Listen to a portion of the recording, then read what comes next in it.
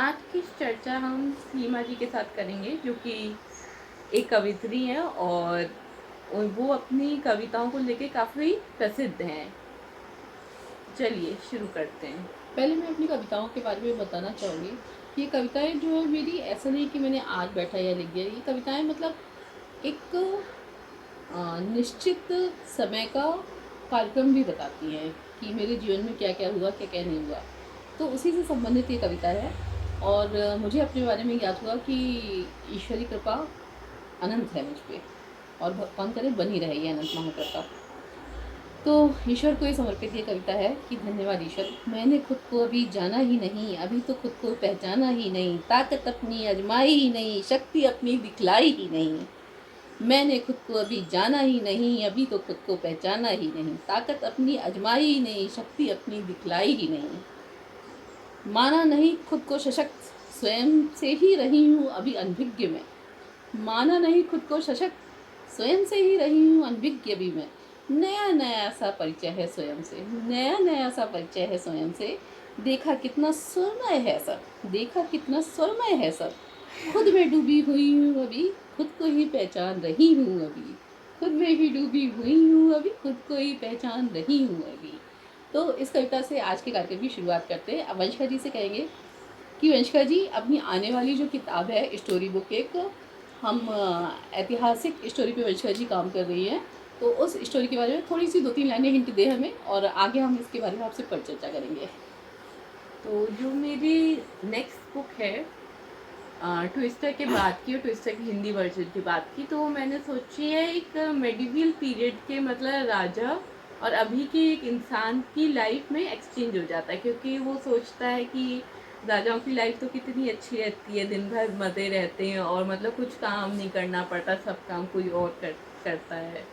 और जो राजा होता है वो यही सोचता है कि कितने ख़राब है उसकी ज़िंदगी की, मतलब इतने लोगों से घिरे रहना पड़ता है, कोई अकेला समय नहीं रहता है और कोई मतलब मनोरंजन का ज़रिया नहीं है कोई सही। तो दोनों कैसे एक्सचेंज होते हैं और फिर कैसे दोनों को एक दूसरे की लाइफ की वजह अपनी खुद की लाइफ बहुत बेहतर लगने लगती है, इस जी बारे में वंशिका वो जी, कहानी चलिए है। हम आशा करते हैं बहुत ही जल्दी आपकी ये किताब आए, और आगे भी और किताबें आती रहें।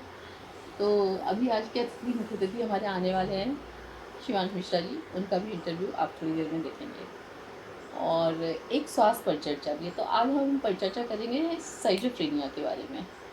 आजकल जो है साइजोफ्रेनिया का रोग जो है बहुत ज़्यादा फैला हुआ है। तो पहले हम इसके थोड़े से साइकोलॉजिकल लक्षण वंशिका जी से पूछेंगे, फिर मैं एज अ डॉक्टर सीमा शुक्लाविष्का उस पर कुछ अपने जो मैंने रिसर्च की है काफ़ी व्यक्तियों को लेके, उसके बारे में इस पर थोड़ा सा प्रकाश डालूंगी। तो वंशिका जी, मतलब ये जो साइकोलॉजिकल स्किज़ोफ्रेनिया बहुत फैल रहा है, लोगों को बातें सुनाई दे रही हैं, लोगों को कानों में गूंज रही है, कहानियाँ सुनाई दे रही हैं आसपास की।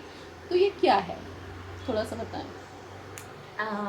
इस बारे में मैं कहना चाहूँगी, जैसे कि मैंने भी काफ़ी लोगों को देखा है जो सिज़ोफ्रेनिया से गुजरे होते हैं, तो उनको वो लगता है कि जो रियलिटी नहीं है वो उन्हें लगता है कि उनकी रियलिटी, जैसे वो अपने आप को टीवी पिक्चरों से कनेक्ट करने लगते हैं कि अभी इसकी मूवी आ रही, इसकी मूवी में कुछ मतलब कोई वायलेंट सीन देख लेता है तो उन्हें लगता है वो उनकी लाइफ में हुआ है। ये कोई न्यूज़ सुन लेते हैं कहीं से, कोई किडनैप हुआ है, मतलब कुछ भी सुन लेते हैं, वो अपने से अपनी लाइफ में ऐसा इमेजिन करने लगते हैं, इमेजिन इमेजिन उन्हें ऐसा लगने लगता है ये हुआ ही है। तो ऐसे केस बहुत डेलिकेट होते हैं और उनको जल्द से जल्द मेडिसिन की ही ज़रूरत रहती है। और ये जिसको एक बार हो जाता है तो फिर उसको किसी भी पॉइंट पे ट्रिगर हो सकता है, मतलब इसका भी कोई परमानेंट क्योर नहीं खोजा गया है। इसको काफ़ी लोग नेचुरल ट्रीटमेंट से भी कोशिश करते हैं, आयुर्वेद से, टी से, अरोमा थेरेपी से, पर इमीडिएट इसका एलोपैथी इलाज आया और परमानेंट आयुर्वेद, होम्योपैथी और अरोमा थेरेपी, रिलैक्सिंग थेरेपी, इस टाइप की थेरेपीज़ हैं जिससे इंसान को ट्रिगर ना आए, क्योंकि ट्रिगर के बाद वो इस स्टेट में चला जाता है जिसमें वो माइंड से वीक हो जाता है और वो फैंटेसीज में एक तरीके से कह सकते हैं जीने लगता है। हाँ, हमने देखा आजकल जो है बच्चे स्कूलों से आते हैं, जो होशियार बच्चे जो बहुत ही पढ़ने में अच्छे हैं, वो थोड़ा मतलब शांत रहने लगे हैं, और जो बहुत ही सभ्य लड़कियां हैं वो भी शांत टाइप की स्कूल नहीं जाती हैं, स्कूल जाने से कतराने लगी हैं। और जो बच्चे वहाँ पे पढ़ रहे हैं वो थोड़ी बच्चों लायक हरकतें कम कर रहे हैं। इस बारे में आप क्या कहना चाहेंगी? मैं कहना चाहूँगी कि वो बड़े लोगों की, जो उनके टीचर्स हैं, उनके पेरेंट्स हैं, उनके ट्यूशन टीचर हैं, उनकी जो भी अडल्ट वो हैं, उनको, आदतें, हाँ, अडल्ट उनको, सोच। लोगों को सोच, आदतें, उनको इम्प्रेस करने के लिए उनके जैसा व्यवहार करते हैं, ताकि वो भी उनकी सोसाइटी में एक तरीके से एक्सेप्टेड हो और रिस्पेक्टेड हो। और कुछ तरीके से कुछ टीचर अपना काम कम करवाने के लिए बच्चों से साइलेंट करवाती हैं, उनको चुप रहने को कहती है, ताकि उनको, मतलब उनको आराम रहे। तो वो बच्चों का बचपना एक तरीके से ख़त्म कर देती हैं ये सब कहलवा के, मतलब काम कम करना पड़े इसलिए वो। और ख़ासकर प्री स्कूल के बच्चों को, किंडरगार्टन के बच्चों को ये कहती हैं कि मतलब शांत रहो, हेड डाउन करके रहो। हेड डाउन का भी क्रिश्चियन स्कूलों में बहुत प्रचलन है कि हेड डाउन करके रहो, ऐसे रहो। तो इससे बच्चे की मेंटल स्टेट पे बुरा इफेक्ट पड़ता है। और खासकर जब उससे बार बार कहा जाए चुप रहने को, चुप रहने को, तो उसकी एक आदत सी बन जाती है कि वो चुप ही रहता है। तो इससे उसकी पर्सनैलिटी भी डम डाउन हो जाती है, उसका सोशल लाइफ भी ख़त्म हो जाती है। और वो अपने फीलिंग्स और शेयर नहीं कर पाता किसी भी उस इंसान से। उसे एक अकेलापन सा महसूस होने लगता है। ठीक है। और यदि हम जानना चाहेंगे कि आ, अगर किसी को कोई रोग होता है तो पहले लक्षण हमें कैसे समझ आ जाना चाहिए कि ये रोगी है, किसी भी, चाहे साइकिक रोग हो, चाहे उसको फिजिकल रोग हो, चाहे उसकी कोई डिप्रेशन वाला रोग हो, तो हमें क्या देखना चाहिए सबसे पहले? फर्स्ट रीज़न चाहे कोई सा भी रोग हो, उसमें ये आता है कि आपकी जो इंटरेस्ट की चीज़ें हैं उससे आपका मन हट जाता है। कि आपका इंटरेस्ट ड्राइंग हो, स्टडिंग हो, डांसिंग हो, स्विमिंग हो, या पोएम लिखना, या किसी चीज़ के बारे में रिसर्च करना। क्रिएटिव काम थोड़े कम करने लगते हैं आप? क्रिएटिव काम जो आपको पसंद थे, पसंद थे क्रिएटिव काम? चाहे वो डिप्रेशन हो, चाहे वो एंजाइटी हो। तो जब भी डिप्रेशन, ऐसा हाँ, हो कि आपकी क्रिएटिव काम में कमी आ रही, तो आप नोटिस करें कहीं आपके आसपास कोई ऐसी खराब एनर्जी तो नहीं है, कोई ऐसा खराब व्यक्ति तो नहीं है जो आपको परेशान कर रहा है, ऐसा तो, या आपके बच्चों के आसपास कोई ऐसा खराब माहौल तो नहीं है कि उनकी क्रिएटिविटी कम हो रही है, तो आप देखिए।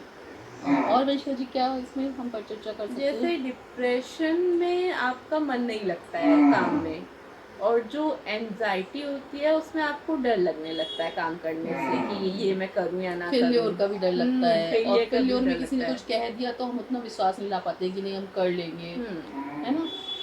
तो तो डिप्रेशन और एंजाइटी में यही अंतर है कि डिप्रेशन में आपका मन खत्म हो जाता है किसी भी काम से, और एंजाइटी में आपको वो काम करने से डर लगने लगता है, बहुत डर की स्थिति आ जाती है कि मैं ऐसा करूँगा और रिजल्ट अच्छा नहीं आया, मैं ऐसा करूँगी रिजल्ट अच्छा नहीं आया तो क्या होगा, यही मुझसे होगा नहीं, ये सब आने लगता है।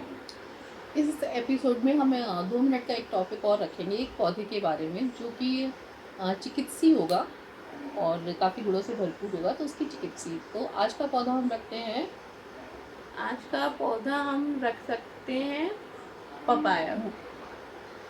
पपाया। चलिए, तो पपाया के बारे में जान लेते हैं। जब भी जैसे कॉमन चीज़ है कि विटामिन ए की कमी हो तो हम पपाया लेते ही हैं। और विटामिन B12 का सोर्स भी पपाया है, जो कि बहुत कम होता है।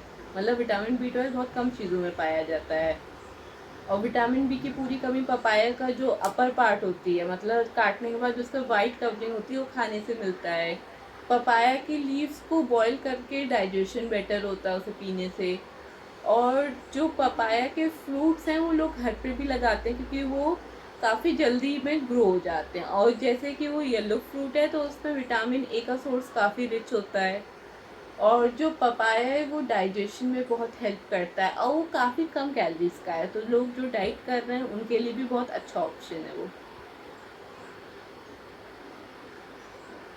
अ, तो इसी तरह हम इसमें एक एपिसोड में, इस एपिसोड में एक कार्यक्रम और डालेंगे कि कुछ लोग जो है अपनी आइडेंटिटी छुपा के घूम रहे हैं, तो हम रिवील करना चाहेंगे एक फ़ोटो डाल के कि आप इन्हें जानते हैं, और इन्हें जानते हैं तो ये क्या हैं।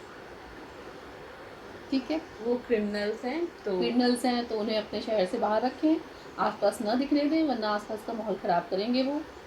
और बच्चों से दूर रखें, उन्हें पंडालों से दूर रखें, क्योंकि दुर्गा माता का पंडाल चल रहा है, हिंदू लोगों को बहुत सावधान रहने की ज़रूरत है, उनके हिंदुत्व को खतरा हो सकता है। तो ऐसे क्रिमिनल्स लोगों को अपने पंडालों से और अपने घरों के उससे दूर रखें, उनकी फ़ोटो जारी करें कि ये कहीं दिखें तो उन्हें पकड़ के पुलिस के हवाले करें, जेल में रखें या अपनी सीमाओं से बाहर रखें।